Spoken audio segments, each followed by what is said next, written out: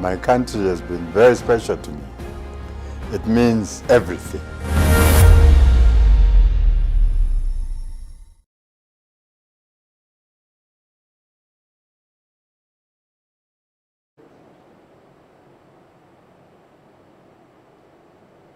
Welcome to the Spotlight, Profiles that Inspire. On today's program, we are looking at the profile of Mr. Jimmy Kabulieni Mubita. From the Ndola studio, I'm your host, Penelope Chansa. Mr. Mubita, welcome to Zanisi Ndola studio. Thank you so much. It's good to have you on the profile. Thank you. We'll start by getting to know you just a little bit more. Who is Jimmy Kabulieni Mubita? Wow. Jimmy Kabulieni Mubita was born in a town called Chisamba. Way back, of course. Yeah, and born from a family of 7. Okay. And I'm the firstborn of the family. Yeah, I started my school in that town and, of course, migrated to Lusaka. Lusaka went to Lusaka Business and Technical College where I did my automotive mechanics and went to Zamim where I did my transport and logistics. And later on, joined Zesco, of course, where I worked as a logistics manager for over 12 years. And later, I was transferred to Ndola. And when I came here, I thought of opening up a company. Of course, I have siblings and brothers and sisters, of course, that all over cousins, yeah, who look up to me, of course. Yeah. Interesting. Automotive mechanics, transport business. Just why the transport? Why automotive mechanics? What drew your interest to that?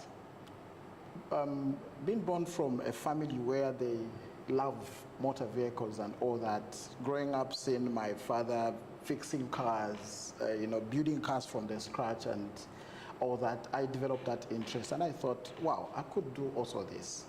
And to top it all, I said, okay, let me also just understand the logistics part of, knowing movement of goods one place to another, a transportation of people from one place to another. So I got an interest into that.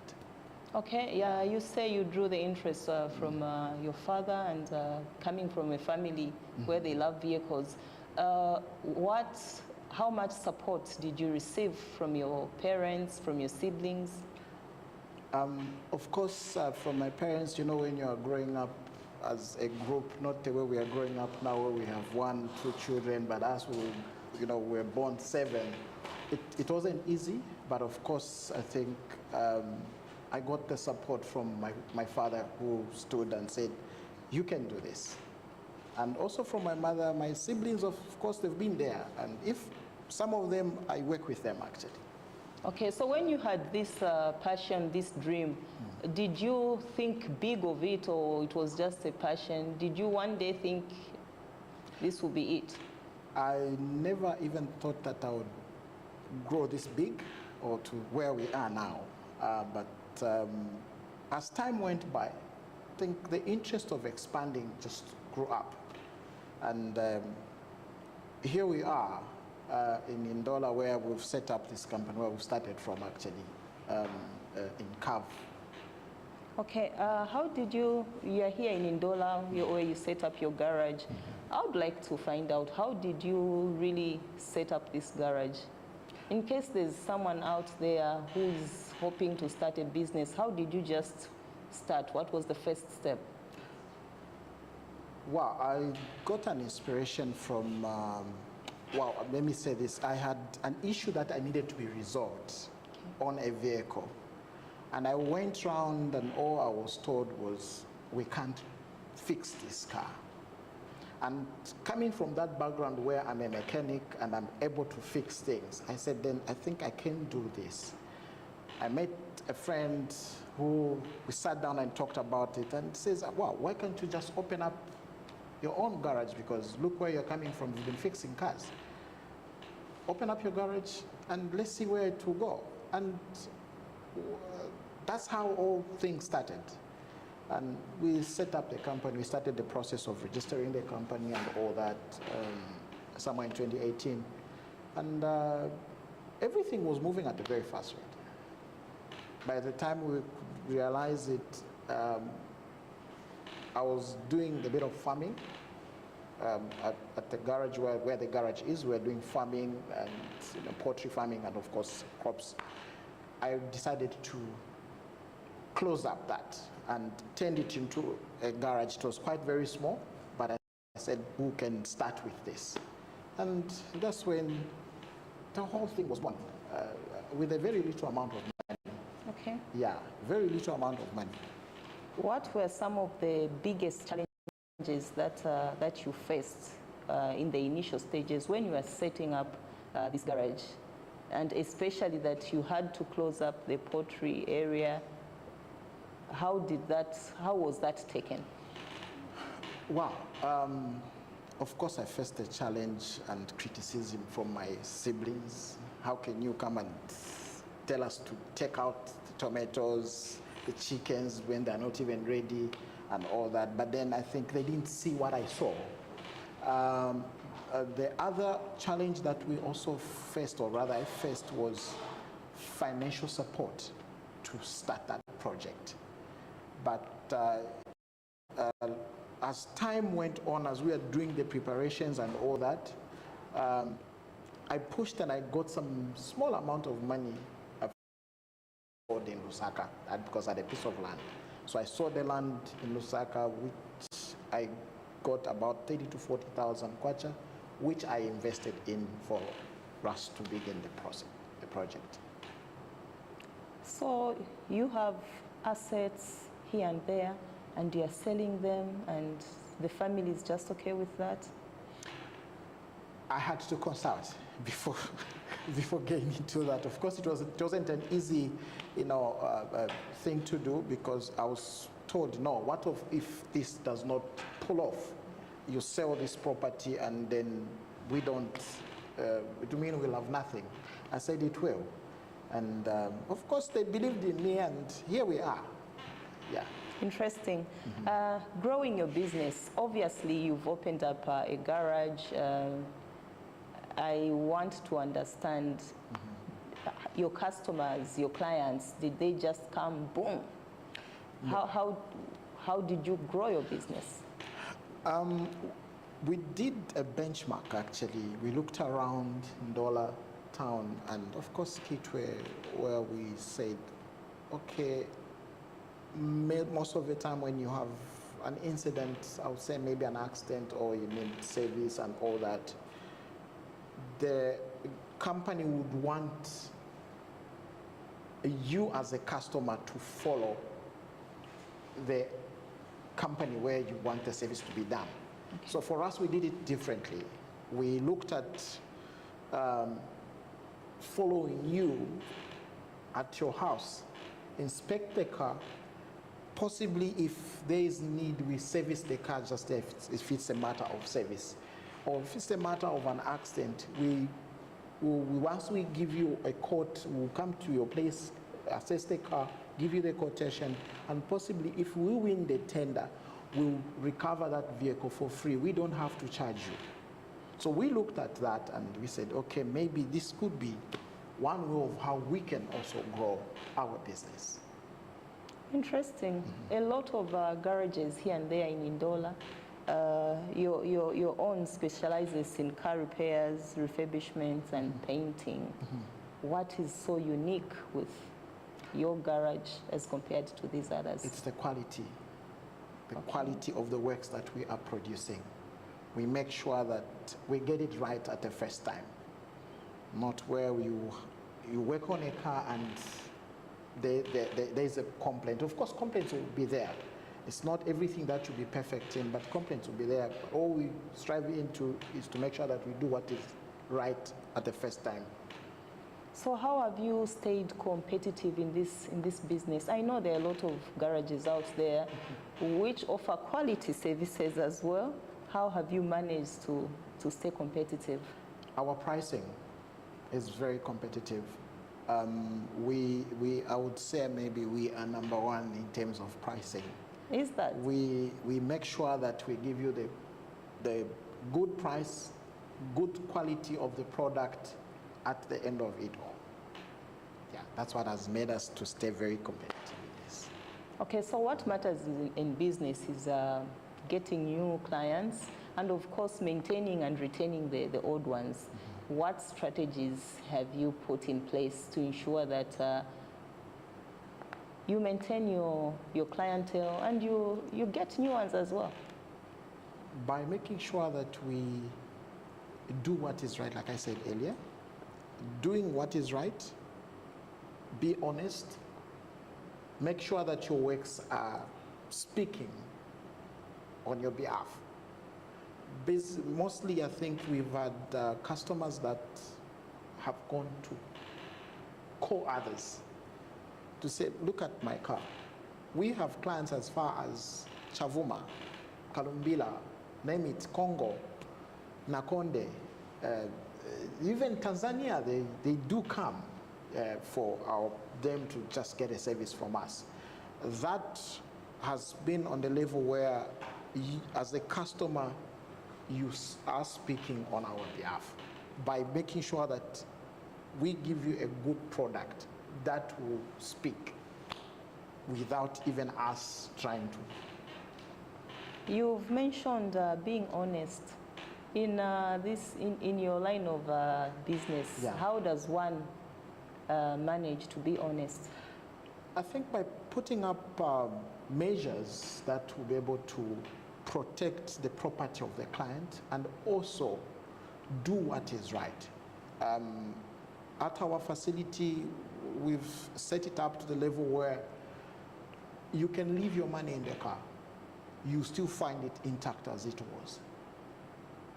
You can leave any gadget, components, whatever I can say that you may leave. As for women, they'll leave shoes, handbags, and what. You know, men, a lot of issues, but you'd find that those things are taken care of, and at the time of handing over the vehicle, all the things that came with the car will be intact. Interesting. How big is your workforce? We are 36, right? Yeah, 36. We are 36. We've got 36 employees, actually. Okay, and where do you draw them from?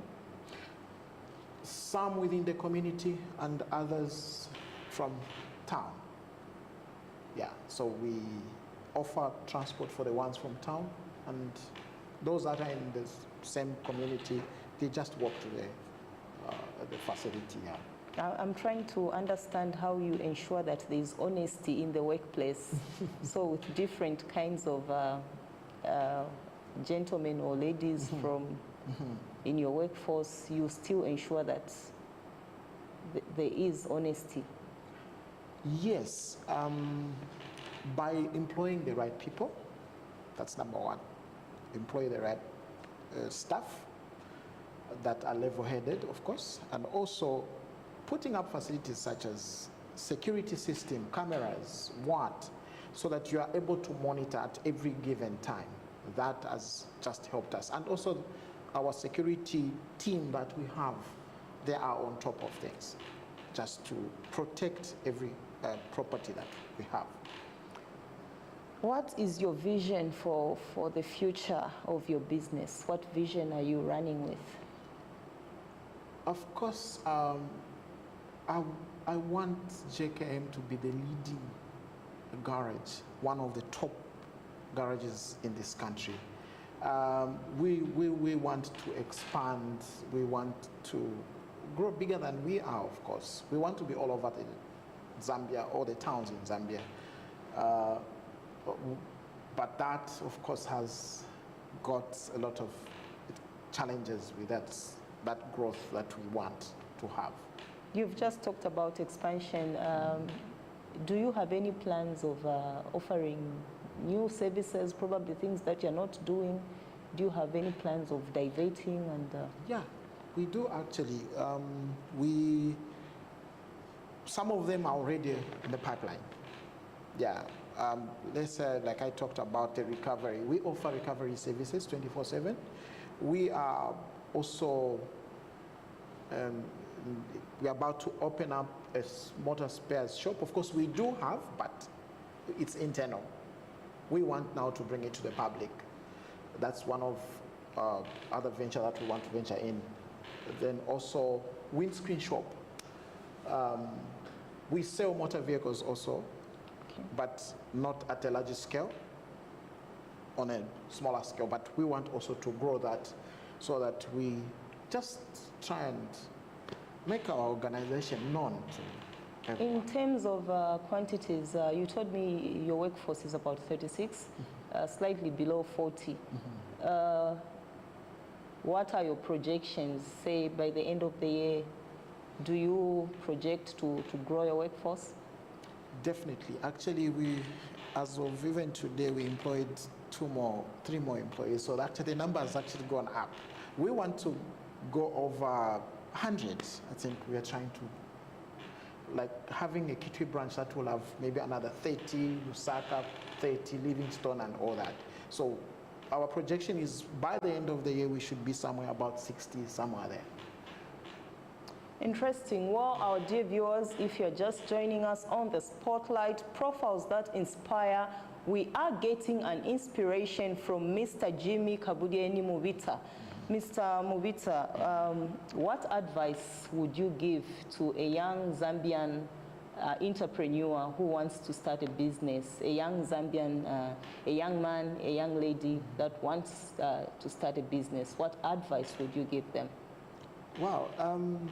One thing that I've just noted or picked up with the young ones that are coming up now with business, they think maybe when you want to start a business, you should have a lot of money. It's not about that. Like I said, when I was preparing to start JKM Motors, I didn't have any money, actually. I didn't have any money, but I bought land already from the farm that I sold. And that money was used to do the infrastructure, simple infrastructure. However, I would say what I started with on this company was 1,500 kwacha. To fix one car, that just made us be known. So my advice to the upcoming ones, they should make sure that they don't look at starting business with a lot of money. Interesting. Risk-taking. You decide to sell land, you decide to stop the poultry business, risk-taking. Most of people are cautious on risks. What is your advice? I think I would say that if you're not a risk taker in life, you will never achieve things. Be a risk taker and you'll be able to get what others it works well, for others it doesn't. But for me, I think it works well. I'm a risk taker. Like those that have known me, seen me grow, I've taken risk on almost everything that I do. So risk taking is the way to go? Well, like I said, to others, it works well, to others it doesn't. But for me, I think it works for me because I have taken risks that I would say, oh, this one, if it blows off, I'm done. But eventually, we pull off. Yeah. And also, of course, I think as you take that risk, God first. That's number one. Yeah, the Creator, He will help you to get where you want to get. Interesting story that you have there, Mr. Kabulieni. Sure. Now, I know in as much as it's inspiring and interesting and it's good, but there are definitely challenges that you have faced here and there. True. What are some of those challenges that probably the young entrepreneur out there can learn from? I would say that running a business is not easy. Yeah. There are times when I've told my colleagues, I said, I feel like I should close up. Yeah, but sometimes you get that encouragement from the people that are around you to say, no, you can pull through. However, to those that are upcoming, it's not something that is easy, but you have to be strong and forge ahead. one of the challenges that has hit us so hard in terms of our growth is failing to get a loan, be it from the bank, be it from the government.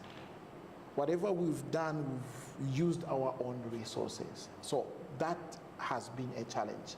If only we could get that support from the government or from loans from the bank. Not that we do not have the capacity to even, or whatever they call it, is it collateral? We have to give out, but you know, I think looking at the rates that are there and all that is just something that is crazy. So that has been a challenge for us to grow than this. We would have been bigger than this, but it's been a very tough journey.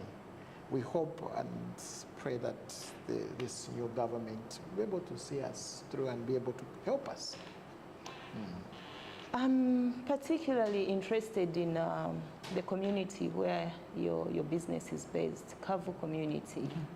Running a business in such a community, I would like to find out, are there any activities that you do that help out here in that community? Yes, I would safely say that we've done a number of works just within the area. Of course, with the collaboration of the area councillor of that area. The time that we were just setting up that company there, the road was quite very bad. It was very bad, and it shrank actually, because there was no maintenance for a longer period of time. So we took it up upon ourselves. We engaged the councillor and said, look, we need to have this road done. And this is a road that leads to the graveyard. There's a graveyard there called Cab Cemetery. Yeah, we engaged her, and they told us, okay, we can provide the machine, but you need to provide diesel. So that's part of it, and driver's allowance, or the operator's allowance, sorry. Yeah, we've been grading that road now for the past 4 years. As JKM, and of course through the councillor, by providing diesel into that machine from the council. One thing that we would also want to do on that road is by upgrading it, which we've already planned for. Once that the rains just reduces, we'll start the process by engaging ZNS to upgrade that road to a bitumen standard or something like that. I'm not that so sure about how it's called. But to the level, we need to put culverts, we need to do what, because the road is quite very bad for the good of the community, the farmers, and also our customers that uses that road whenever they want to access a service from us. Also to those that are burying their loved ones, because they use the same road to access the cemetery and the community. We've also done charity to the community. I don't know how they are called, the elderly. Yeah, we've done community service or corporate social responsibility, which we are also going into, I think, in the next 2-3 weeks. We'll be doing the community services that side. Also, we, as the company, we've looked into the issue of water issues. That area, they've had water challenges in that community. So we are trying to look at how best we can put up a community pump that will be able to, you know, feed the first compound and the second compound. These are some of the things that we've projected as the company without any help from anyone, doing it as our own, because we feel, us being in that community, we have to do what we have to do to help our very own. Also on top of that, we have employed a number of youths from that community that are helping us in terms of the workforce. We also employed people from there, and we're looking forward on how we can also train them so that they can stand on their own in future than just to be with us. Interesting. So now what drives you to do all these community initiatives that you're doing? It's a passion of people.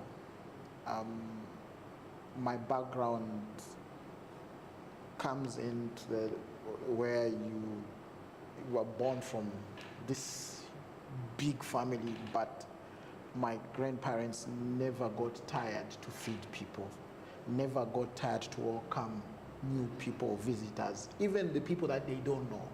So that has sat in me, and I've continued to do that. Regardless where I am, be it in town, be it in that community, where I'm found, I just have to give where I have to. Of course, to give with caution. Interesting. What impact have you seen from the community, looking at the community initiatives that you are doing? What impact have you seen? The way we've brought in the youth that are there that are helping us, it is something that just amazes us, because these are people that have no skill, but you bring them on board and they learn something, and after that they are able to do things on their own. Yeah, and we would want to grow that. We would want also maybe at some point becoming a training center that will be able to train those that are not able to manage to take themselves to colleges to learn a skill. We should be able to provide that skill. Of course, through Taveta, we would want to engage them also. As time goes by, we engage them, maybe go into some understanding with them and let that become a center that will produce and have an impact to the community and the area. Okay, well, interesting. I was actually coming to that. You have this garage in Kavu. I wanted to find out, now you have this facility and you have the youth there. Do you offer any training opportunities for young men, young women that probably have an interest like you had in automotive? Yeah, we do actually, not only just from that community, but we've had students coming as far from Nortec, Polytechnic, Lusaka, Carbon Trades, and so on and so forth. They've come there, and like I said earlier, the community itself has, there are kids that have nothing to do, all they do is drinking and all that. But these are kids that we've brought in closer to say, come, start learning a skill from here. Do this, do that. Like I said, we are into panel beating and spray painting, automotive mechanics, fabrication section, auto electrical. So we have these sectors where now we'll place this one under the supervision of somebody that has that skill, and they are learning actually. Okay, and when they are done?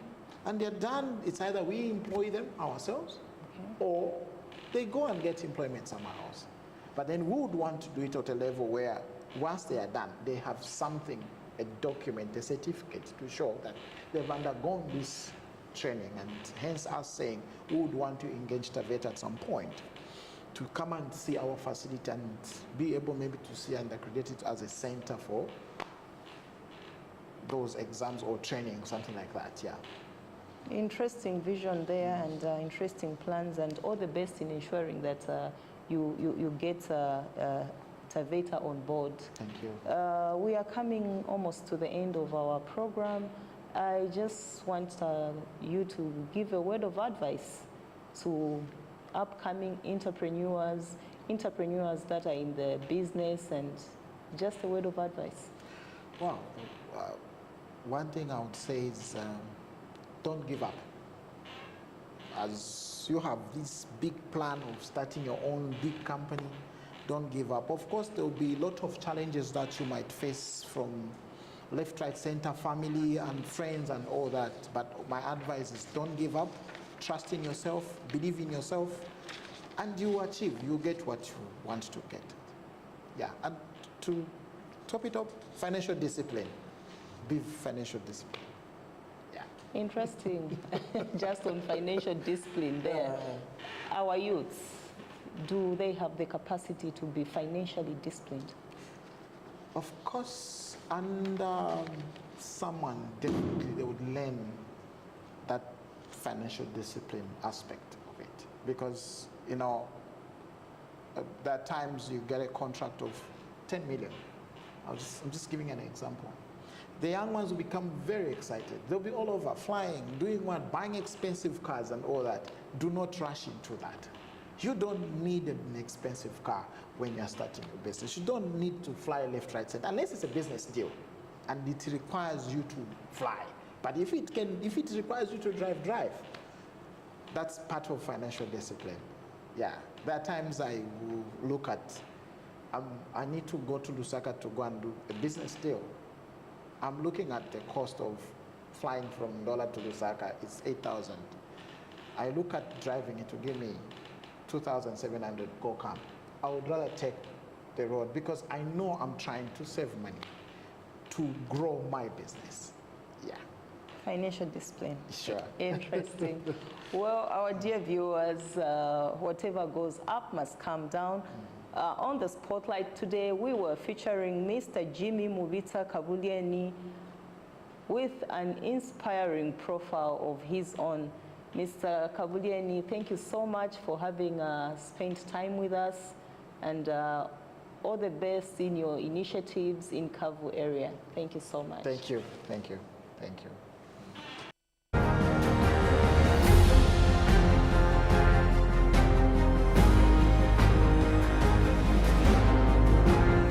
My country has been very special to me. It means everything.